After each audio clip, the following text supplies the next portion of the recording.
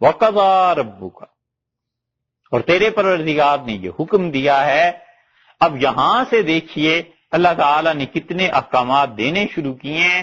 یہ سورہ بنی اسرائیل کا جو حصہ ہے، یہ رکوع اور اس کے بعد والا بھی، اس میں بہت زیادہ اللہ تعالیٰ نے انسانوں کی اخلاقیات کا بیان کیا ہے کہ ایک مومن انسان کو کیسے ہونا ہے۔ فرماتے ہیں وَقَضَىٰ رَبُّكَ، اور تیرے پروردگار نے یہ طے کر دیا۔ قضا کا لفظ جو ہے بہت معنی میں استعمال ہوتا ہے۔ قضا کا لفظ کبھی کبھی آتا ہے کسی چیز کا طے کر دینا، قضا کا مطلب کبھی کبھی آتا ہے موت کے معنی میں کہ کسی چیز کا پورا ہو جانا، متعدد معنی اس کے کیے گئے ہیں۔ یہاں پر اللہ تعالیٰ نے فرمایا کہ وَقَضَىٰ رَبُّكَ، اور تیرے رب نے یہ طے کر دیا، یعنی واجب قرار دیا، ضروری قرار دیا ہے پہلی بات کو کہ اللہ تعبدوا، ہرگز عبادت نہ کرنا، الا ایاہ، مگر اللہ ہی۔ تیرے رب نے یہ حکم کر دیا ہے کہ کسی کی عبادت نہ کرنا مگر اسی کی۔ اور ان دونوں رکوع میں جو چیزیں اللہ نے کہی ہیں، اگر کوئی انسان اس پہ عمل کر لے تو دنیا میں ہی جنتی ہے۔ بس یہ سارے حکم اللہ نے اس لیے دیے ہیں کہ خدا کی توحید سے شروع کر کے اس کی موت تک کیسی زندگی ہونی چاہیے، خدا نے ایک ایک چیز اس میں بیان کر دی ہے۔ آپ دیکھیں گے یہ تقریباً 36 احکامات ہیں یا 40 احکامات ہیں یا 35 ہیں، گنتے چلے جائیے ان کو۔ اللہ نے کسی چیز کو رہنے نہیں دیا۔ اسی لیے کوئی کہتا تھا کہ قرآن کریم میں نصیحت کی باتیں کہاں ہیں، تو عبداللہ ابن عباس رضی اللہ عنہ ان آیات کے پڑھنے کو کہتے تھے اللہ نے ان میں ہمیں بتایا کہ ہمیں کیا کرنا ہے۔ مومن انسان کی زندگی بس ایسی ہونی چاہیے۔ اس لیے کیا کرنا ہے وَقَضَىٰ رَبُّكَ، اور تیرے پروردگار نے یہ طے کر دیا، یعنی اللہ نے یہ ضروری قرار دے دیا۔ پہلی بات یہ کہ اللہ تعبدوا الا ایاہ، کہ اللہ کے علاوہ کسی کی عبادت نہ کرنا، خدا کی توحید، اس کی ذات، اس کی صفات، کسی میں کسی کو شریک نہیں کرنا۔ اور یہ وہ چیز ہے ایاہو کا اگر آپ ترجمہ دیکھیں گے نا تو اس کا مطلب ہے فقط اسے ہی، اس کے سوا کسی کی عبادت نہیں۔ اور یہ وہ چیز ہے جو ہم لوگ نماز میں کہتے ہیں کہ ایاک نعبد و ایاک نستعین، اللہ فقط تیری عبادت کرتے ہیں، اللہ صرف تجھ سے ہی مدد مانگتے ہیں۔ اللہ نے فرمایا میرے علاوہ عبادت کسی کی نہیں کرو۔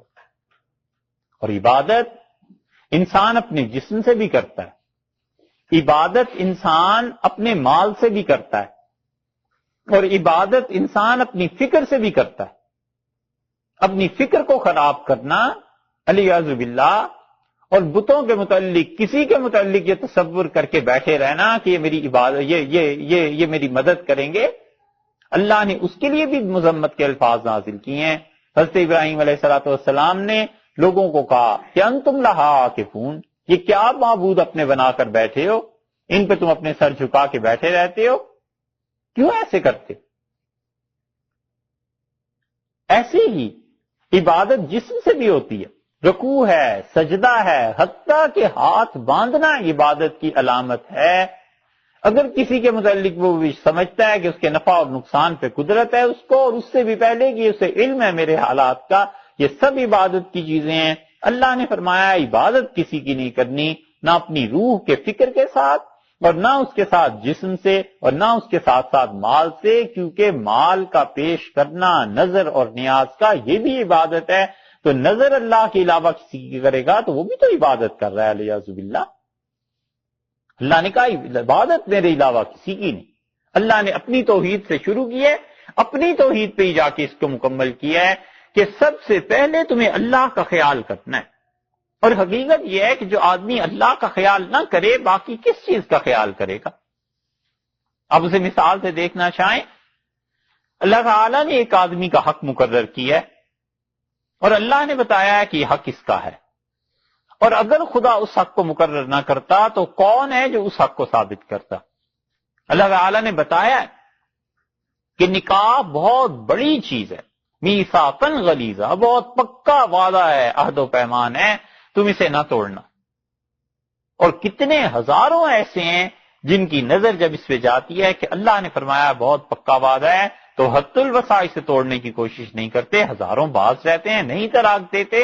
حالانکہ طلاق کا موقع بھی کبھی آ جاتا ہے، زندگی میں الجھاؤ پیش آ جاتا ہے، مگر وہ کہتا ہے اللہ نے منع کیا۔ اور اگر اللہ منع نہ کرتا تو پھر کیا آڑ تھی؟ اور وہ جو خدا کی نافرمانی میں طلاق دیتے ہیں اسی لیے کہ اس وقت اللہ بھول جاتا ہے. تو اس لیے اللہ ہی کسی کا حق ثابت کرتا ہے اور فرماتا ہے کہ ہاں یہ اس کا حق ہے تو ہی تو بات بنتی ہے. اللہ تعالیٰ نے بتایا کہ والدین کے ساتھ اچھی طرح پیش آؤ تو والدین کا حق ہو گیا. اگر اللہ یہ کہہ دیتے کہ والدین کے ساتھ اچھائی نہیں کرنی تو نہ کرنا اللہ کے لیے اللہ کی طرف سے ہو جاتا، وہ اللہ تعالیٰ کی طرف سے تھا. اس لیے ارشاد فرمایا سب سے پہلے تو ہمارا خیال کرو، ہماری توحید کا، ہماری ذات پاک کا، اس کا احترام، اس کا ادب، اس کی عبادت ضروری ہے ایک.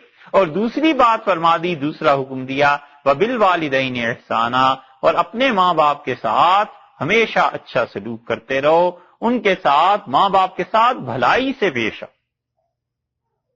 ماں باپ کے ساتھ بھلائی کتنی کیا؟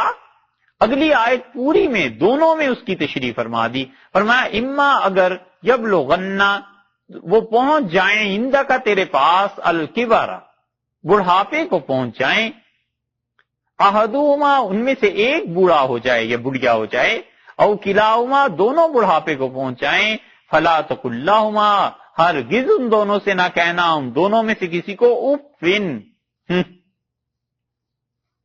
یہ ہے افن، ان سے ایسی بات نہیں کرنی کہ جس سے انہیں اپنی حقارت محسوس ہو. افن کا لفظ استعمال کیا ہے نا، اور افن عربی میں کسی ناگوار چیز کو دیکھ کر انسان جو زبان کے ذریعے اس کا اظہار کرتا ہے اسے کہتے ہیں افن. کوئی گندگی کی چیز پڑی ہوئی ہے، آدمی اسے کہتا ہے کیا، یہ ہے افن. بچے کو سمجھانے کے کہتے ہیں چیچی، کہتے ہیں نا، بھول گئے ہو، اچھا، یہ ہے افن. کہ ان دونوں میں سے فلا تقل لہما افن، ان دونوں میں سے کسی کو ہوں بھی نہیں کرنی. ولا تنہرہما، اور دیکھو قطعاً ان میں سے کسی کو ڈانٹنا بھی نہیں. وقل لہما، اور تم ان دونوں کو کہتے رہنا قولا کریما، ادب کی بات، احترام کی بات ان دونوں سے کرنا. یہ اس ایک چیز کی تشریح ہے کہ فرمایا بالوالدین احسانا، اپنے والدین کے ساتھ اچھی طرح پیش آنا، اس کی تشریح.